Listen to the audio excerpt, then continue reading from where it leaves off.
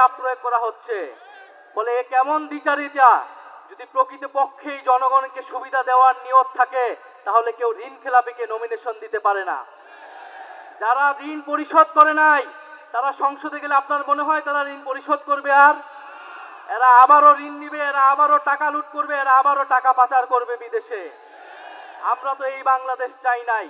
আমরা তো সেই লুটেরাদের বিরুদ্ধেই গণ অভ্যুত্থান করেছি। পরে নতুন কোন লুটেরাদের আমরা ক্ষমতায় যেতে দেব না।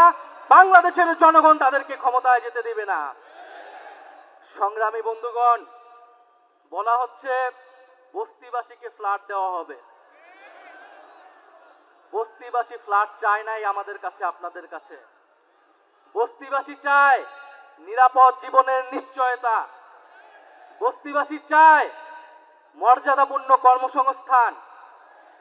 বস্তিবাসীকে ঢাকা শহরে আজ পর্যন্ত যারা ফ্ল্যাট দেওয়ার অঙ্গীকার করেছে তারা বস্তি উচ্ছেদের পরিকল্পনা করেছে। তারা বস্তিতে আগুন লাগিয়েছে, বলা হয়েছে আপনাদেরকে ফ্ল্যাট দিব, আপনারা বস্তি থেকে উচ্ছেদ হন। আমরা আল্লাহ না করুক হয়তো এই ধরনের কোনো প্ল্যান নাই। জান্নাতের মালিক আল্লাহ, অবশ্যই মহান সৃষ্টিকর্তা, আর ভোটের মালিক জনগণ। ভোটের মালিক নাগরিক। দেশের মানুষ বুঝে যাবে আরো দ্রুতই যে কারা নির্বাচনের আগে প্রতারণা করছে, কারা দেশের মানুষকে ঠকাচ্ছে, কারা সংস্কারের বিরুদ্ধে অবস্থান নিচ্ছে। প্রিয় সংগ্রামী বন্ধুগণ, 12ই ফেব্রুয়ারি 10 দলীয় নির্বাচনী ঐক্যের সমর্থিত যার প্রার্থী রয়েছেন, যার যেখানে মার্কা রয়েছে, এই ঢাকা 15 আসনে দাঁড়িপাল্লা, অন্যান্য আসনে শাপলাকলি, রিক্সা সহ 10 দলীয় জোটের যেই মার্কাগুলো রয়েছে আপনারা তাদেরকে জয়ী করবেন, তাদের সাথে থাকবেন। আমরা ঐক্যবদ্ধভাবে বৈষম্যের বিরুদ্ধে, দুর্নীতির বিরুদ্ধে আর ইনসাফের পক্ষে আমরা নতুন বাংলাদেশ গড়ে তুলব। শেষে যাওয়ার আগে আরেকটি কথা, এবারে নির্বাচন শুধু সরকার বদলের নির্বাচন নয়, দেশ বদলের নির্বাচন। এবারে নির্বাচন ক্ষমতা পরিবর্তনের নির্বাচন নয়, ক্ষমতার কাঠামো পরিবর্তনের নির্বাচন।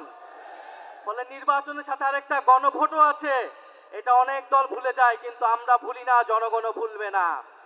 ফলে গণভোটে আমরা কি দিব? গণভোটে পরিবারতন্ত্রকে, দুর্নীতিবাজকে, বৈষম্যকে, আধিপত্যকে, গণভোটে ইনসাফে, গণভোটে 10 দলীয় ঐক্য জোটে ইনশাআল্লাহ আমরা এবারের গণভোটে হ্যাঁ জিতবে। 10 দলীয় নির্বাচনী ঐক্য জয়লাভ করে সরকার গঠন